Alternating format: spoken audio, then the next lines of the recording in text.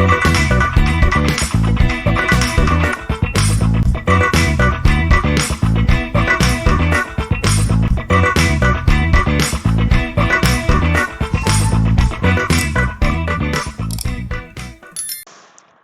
this video, we will talk about the core IoT functional stack and IoT data management and compute stack.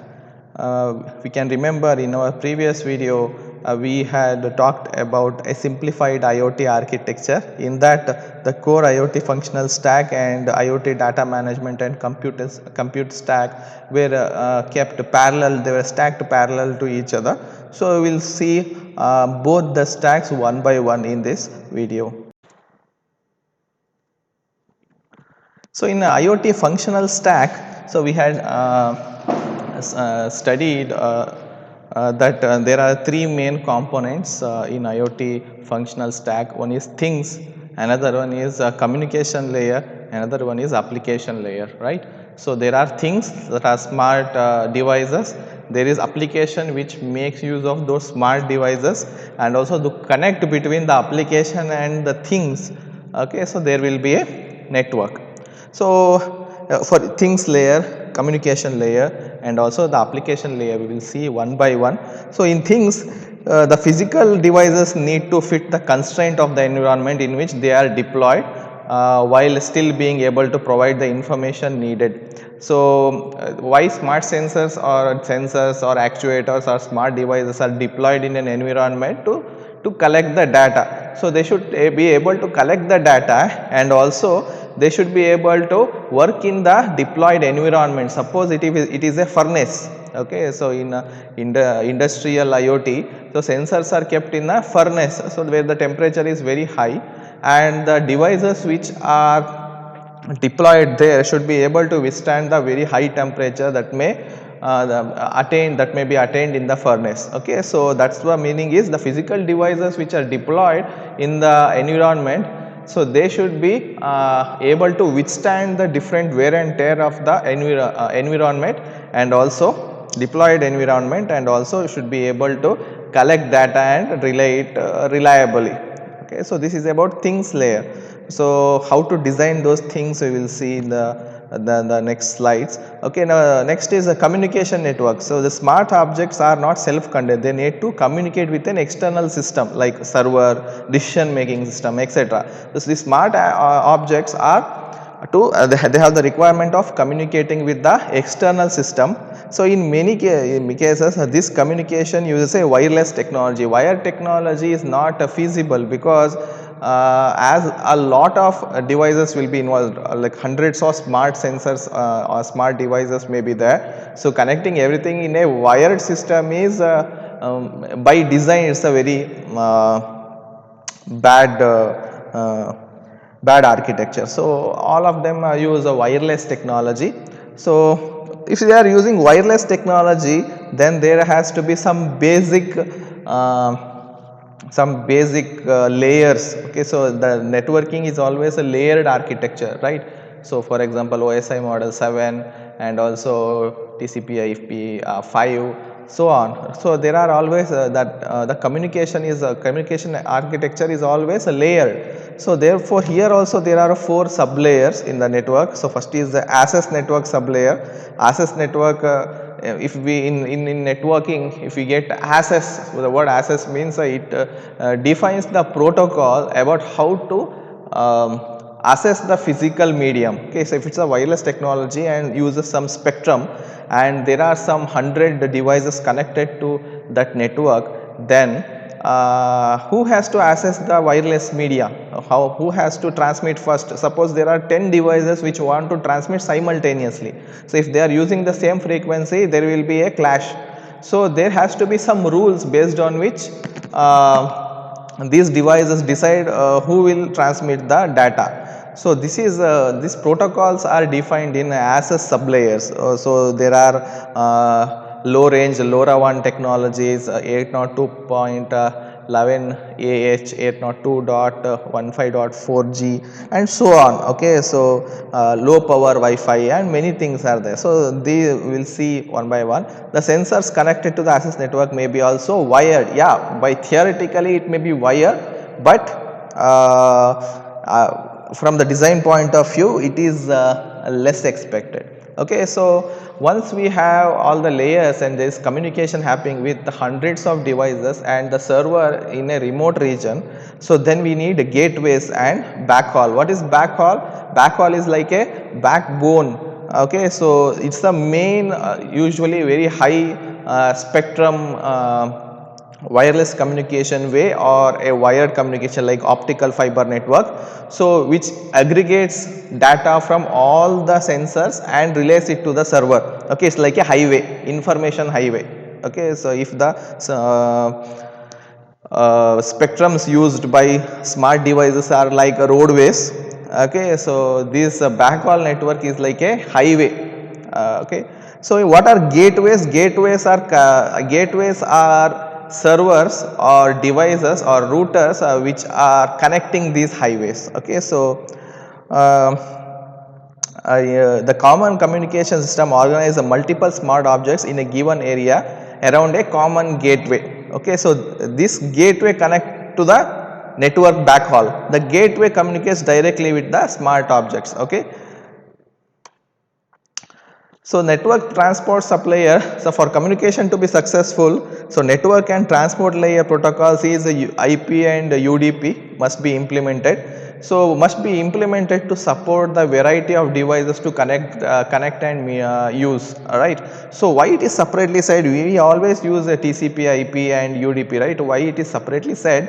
And also mention that it should support variety of devices. That's because TCP IP has a stack, right, from physical layer to application layer, a 5-layer stack is there. Similarly, UDP also has a stack. These smart devices, they have resource constraints, their memory, processing power are limited. So there will be always a question whether these smart devices will be able to implement TCP IP. So suppose you have a laptop and you are using a software which requires a very high memory, then your laptop will get stuck or your mobile phone will get stuck. Same thing will happen with the smart devices also. So if we are trying to run an unoptimized TCP IP protocol in a smart device which has memory constraint, processing constraint, then the smart device will crash. Okay, so we have to make a suitable modifications such that the TCP IP or UDP protocols work in the smart devices. Next one is IoT network management sub-layers. So these protocols are specific to IoT. So IP and UDP, they are used in a variety of cases, variety of network. This MQTT and COAP, which we will see in detail in the future. So these are specifically developed for IoT applications. Alright, so IoT network management sub-layers. So two of the components of the stack is over. Next one is application and analytics layer. So this is an application is to process the collected data and also control the smart objects when necessary, and also they make intelligent decision based on the data which are collected by the smart objects. Okay, so that's the main work of these applications, and they always monitor whether the smart devices are working, how the controls are working. So suppose if there is a in industrial IoT a furnace, so if the temperature exceeds some point, some threshold, then the temperature has to be brought down, right? So those are all things done by the application layer. It always monitors, collects the data and takes decision with respect to any of the instruments in which it is deployed. So now we will see in detail one by one all the layers of the core IoT functional stack. The question may be explain core IoT functional stack. If that is the case, then we have to first mention all three functional stacks, things, communication layers. So the things layer, so it's also called sensors and actuators layer. So it's then architecture classification of smart objects are, so we should from examination point of view, there are two things. One is classification of smart objects, another one is types of smart objects. These two are different questions. and classification of smart objects and types of smart objects should not be confused with. Okay, so if we get we can get a separate question that list the classifications of smart objects, then you have to write this. Okay, so in layer 1, if we are talking about classification of the smart object, these are the criterias. So it may be battery powered or power connected. So as we can know, so the power supply is done by the battery or directly from a source, power source. Mobile and static. So these actuators or sensors, they may be moving or they may be stationed in the same location. For example, weather forecasting, they say stay at the same location, or in a furnace sensor, they always stay in a furnace. Okay, so it may be moving. All the sensors, sensors in our mobile phones, or some sensors which detect our steps. Okay, so we have app on for that also. So these may be moving. So there may be a mobile sensors or actuators, and also static sensors and actuators, and also low and high reporting frequency. Reporting frequency means, for example, per minute how many times it will report the data. Okay, so as the smart devices have constraint for power, okay, or they are battery backup, if we keep it, if it uses the internet all the time, so 24 hours, so 24/7, then the battery backup may not be sufficient. Okay, so just like our mobile phones, if we use the internet the whole day, in half a day we will finish up the charge. Same thing happens to smart objects also, smart things also. So what they do, they do not send the data all the time, they send in batches.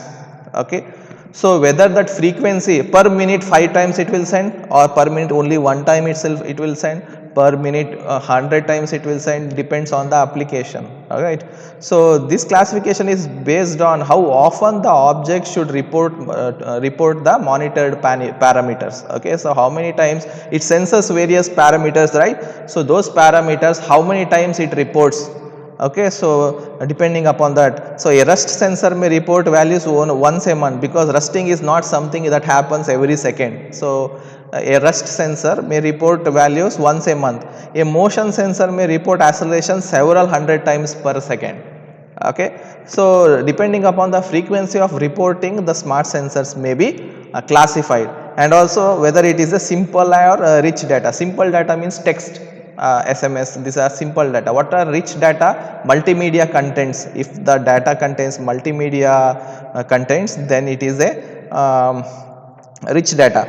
So this classification is based on quantity of data exchange. Okay, so a humidity sensor in a field may be containing simple daily index value, humidity. What is the humidity in values? While a engine sensor may contain report hundreds of parameters, and also have some multimedia content also. So that's why whether it is a simple data or whether it is a rich data, so that based on that also the sensors are classified. So what is the report range? So whether 100 meters, 1 kilometer, or 10 meters, or 1 meter. So this classification is based on the distance at which gateways are located. So fitness band to communicate with a phone, it is located within a few meters away at the most, right? So the smart device and the here it is told gateway, so or whichever the network, so which will communicate it to the application. Okay, so what is the range of the smart device? Okay, where should the receiver should be stationed? So whether if it is a few several hundred meters or what, so that's depending upon the report range. That's one criteria. Next one is object density per cell. So for a given if for square kilometer, for example, how many smart objects can be kept? So that also forms a constraint. Okay, so if we keep 100 smart objects and it starts using same frequency and the transmission interferes, then it is not possible, right? So there should be suitable mechanism such that if there are per square kilometer 100 smart devices, then how do they send the data parallelly? Okay, so the access mechanism. So, based on the design and capacity of the number of smart devices which can be deployed per square kilometers, it can be classified. So, object density per cell is also a classification. This classification is based on the number of smart objects over a given area connected to the same gateway.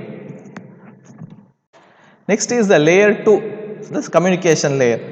So, this link layer of IoT, this is the link layer of IoT. Link layer means what? Always data link layer defines the frames, it defines how to route the packets and so on. So, this is the link layer. So, this defines how the data should be communicated from the sensor to application and vice versa. That is why this is the link layer of IoT. So, what are the factors that affecting performance are temperature variances.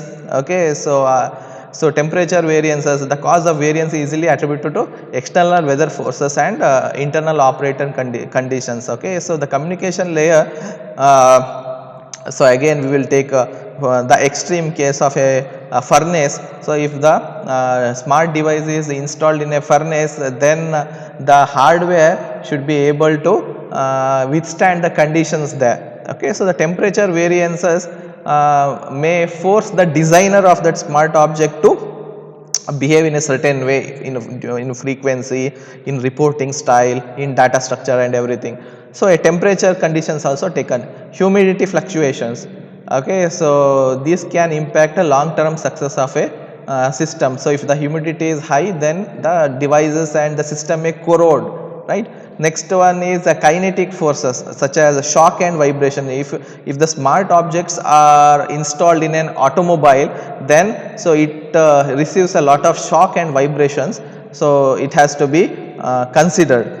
Okay. So, the smart devices. Okay. The solid particulates can impact the gear. So, again automobile, if we take the example, then while moving there are lot of small particle which hits the smart device. So, this also affects the reliability of the system and also hazardous location. Okay. So, again a furnace example or some place where it is very corrosive. So, where there is a lot of humidity along with some salts. So, so these are all affects the communication system of the IoT. Okay. So, what are the sublayers? There were 4 sublayers we saw in our previous discussion in on communication network layer. So, there are 4 sublayer. One is access network. So, they determine choice of access technology is the range between smart objects and the information collector. Access technology means whether you are using Wi-Fi, whether you are using a Bluetooth, whether you are using a infrared or satellite communication. So, this is the access technology. So, depending upon the requirement, the access technologies are provided. So, again gateways and backhaulers sublayer. So, data collected from smart objects may need to be forwarded to a central station where data is processed. So, this station is in a different location from the smart objects. So, data is directly received from the sensor through a access technology like Wi-Fi, Bluetooth, etc. So, which are collected needs to be forwarded to another medium. So, for final destination, for reaching the final destination, that is black hole, it's like a information highway and transported to the central station. So, the gateway is in charge of this intermedium communication. So, what they do, this gateway, they connect the information highway with the small access technologies, right. So, there are hundreds of smart devices, they are connected to gateway is connected to the central station where data is processed. So, next one is a network transport sublayer. So, this involves peer to peer, point to point, point to multi-point, unicast, multicast communication. So, these are all decisions, network designs are present in a network transport sublayer and also IoT network management sublayer. So, see TCP IP, this bring connectivity to IoT networks, but along with that some protocols are needed. So, like a MQTT, COAP are needed. So, a message queuing transport protocol, that is we will see that. So upper layers of protocols need to take care of data transmission between smart objects and other system. Okay, so IoT network management sublayer, this main function is TCP IPs are there. Using those TCP IPs, the different protocols required specifically for the application layer of the IoT network management sublayer are to be implemented. So layer 3, application layer, so in full form it is also called applications and analytics layer. So there are different kinds of applications, okay, so which we can list out in the layer. So analytics versus control application. Analytics means they collect the data and they make a decision or a knowledge or a insight out of it. So it based on analyzes the data. So this analytics application collects data from multiple smart devices and processes the collected data and displays the information, so resulting from the data that was processed. What are control applications? Control applications, they control the instruments based on the data received. So this type of applications, the behavior of the smart object or the behavior of an object related to the smart object is controlled. Okay, so like as I got blast furnace, the temperature, depending upon the temperature, the temperature of the blast furnace may be lowered or increased and so on. So analytics application and a control application. So again, what are others? Data versus network analytics. What type of analytics layer?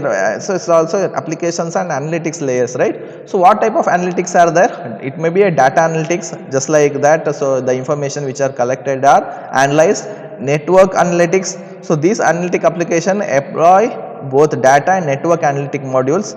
So they determine what is the and take decision what is the congestion, what is the traffic, depending upon that how we have to reroute the data and so on. This type of network analytic application analyze the network behavior of the IoT system.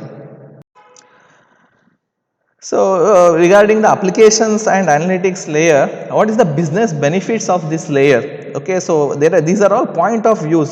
So from the type behavior point of view, whether it is an analytical or control application, okay, whether it is a we analyze, but what kind of analysis, whether it is a data analysis, whether it is a network analysis. Okay, so we are doing application and analytics. What are the benefits from the benefit point of view? What is the contribution of application and analytics layer? So this is the third point here. So data analytics versus business benefits.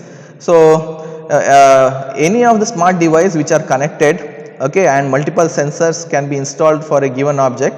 So the collecting and interpreting data generated by these devices is where the value of IoT is realized. So this is the second point we have to remember, collecting and interpreting the data generated by the smart devices which are installed is where the value of IoT is realized, with the business point of view, from the control point of view, from the analytics point of view, from all point of view. Okay, so finally it should support business, finally it should make a profit. So data is the main attraction of Internet of Things, apart from the remote controls. Okay, remote controlling, monitoring and controlling and other things. So the data which they collect, especially customer data, so that is the main attraction of Internet of Things.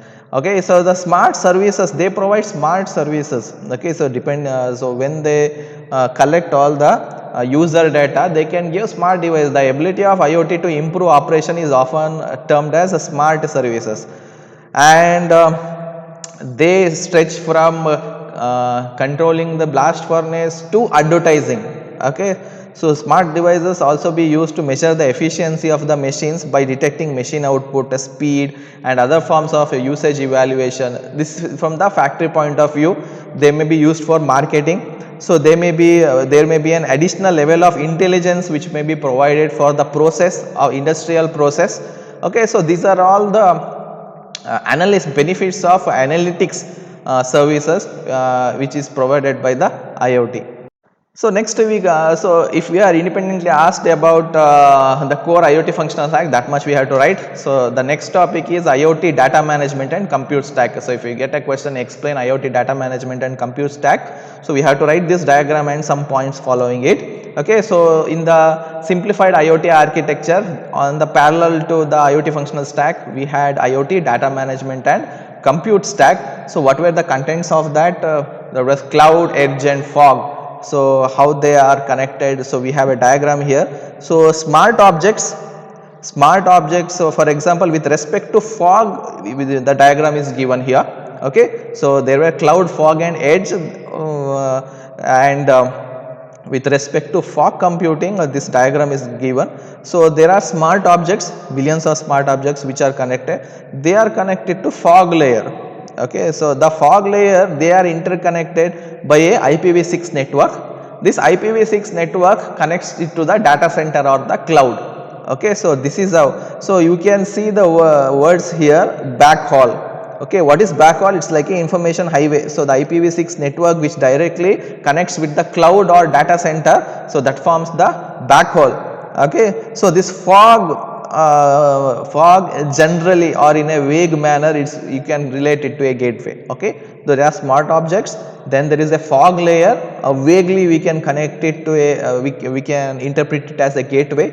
Okay, so then after fog layer, so there is a IPv6 network like a backhaul information highways, and later they are connected to a data center or a cloud where there are applications which are hosted, and decisions will be made, or analytics, monitoring. So all the IoT functions are done by the applications hosted in the cloud. Okay, so write this diagram. So later there are very small points. So the defining characters of the fog computing. So with respect to fog computing, they have given in the textbook also IoT data management compute stack, fog, cloud and edge. You write those three stacks, write this diagram. Okay, so later with respect to fog, right, contextual so the defining characters of fog computing is contextual location awareness and low latency. So the fog node sits as close to IoT endpoints as possible to deliver distributed computing. So fog computing is more about distributed computing. So if the so these are the intermediate server, though it is the center cloud. So this fog layer, they act as some intermediate server, and a minor calculation is done there in the fog. So as the smart objects are near to fog and the minor calculation loads are taken by the fog, so they have low latency. This gives a low latency character for the network. So what is low latency? So you request something, when do you get the reply? So that is a low latency. They should be quick as much as possible. So this defines the latency. So what the time elapsed between a device which has requested to the network and corresponding service provided. Okay, so that is latency. There should be always a low latency. The network should be quick, and this fog computing model gives us a low latency. Okay, so and also a geographical distribution. So the services and applications targeted by the fog nodes demand widely distributed deployments. Okay, so the fog networking are more suitable for distributed deployment, distributed computing. I think you know. So distributed computing means, so instead of a central server doing all the computation, the independent calculations are broken down and done by different applications or different hardware. So that is distributed. So we distribute the work, distributed computing. Okay, so deployment near IoT endpoints. So again we are, so this fog network, if we see, so they are near IoT endpoints or near the smart objects they are present. Okay, so another characteristic of fog computing is mostly they are wireless. Okay, so they are wireless. The communication between the IoT devices and the fog infrastructure is wireless. So in smart devices, things layer itself, we have seen that most of the connections or the smart devices, they are wireless. They use wireless technologies. Okay, so connecting hundreds of millions of devices with wired connection is difficult by design, difficult, it's expensive, and many problems occur, right? So they are always wireless communication, and use of real time interactions means the responses are quick. So as the fog infrastructure directly connected with the IoT smart devices, there is a real time interaction between the fog layers and the IoT devices, and the reactions are quick. The fog applications involve real time interactions rather than batch processing. So if for the applications which are hosted in the cloud, okay, so which are hosted in the cloud, so it cannot be real time because it is far away, okay, and there will be some delay. So the fog is near to the network, so the applications which are hosted in the fog layer, so they are quick to react, and they give critical services which are not so important. So some applications need quick reaction, some applications are okay with the batch processing, right? So batch processing, data centers or cloud, they do batch processing, they don't do real time. So very rarely they do real time applications, it's not expected. So fog layers, they are expected to be real time application. So and also it may pre-process the data. So before passing it to the data center, so IoT smart objects, for example, smart objects, they collect the data. Fog layers may pre-process the data and supply it to the data center. Okay. So what is pre-processing? For example, different kinds of sensor, temperature sensor, humidity sensor, they collect the data in different formats. So during data pre-processing in the fog layer, they may be aggregated into a common format. So in the common format, it may be supplied to the data center for batch processing. Okay, so these are all the services which may be provided by the fog layer. Okay, so this is how the IoT data management and compute stack work. So we have in this example, we have talked about fog. Edge also works like in the same way. Okay, so fog is given. The next stage of edge is fog. Okay, so edge also works similarly, that's why. Okay, so as we always think about the latest technologies, the next stage of edge is fog, that's why fog example is given here. So this completes the first module. The notes and question bank will be provided. Vaguely, if we have to, while during the lecture itself, what kind of questions you may get, I have already told. So similarly, the question bank as well as notes will be provided. It will be useful. If you have any questions, so you can ask during the direct interactions.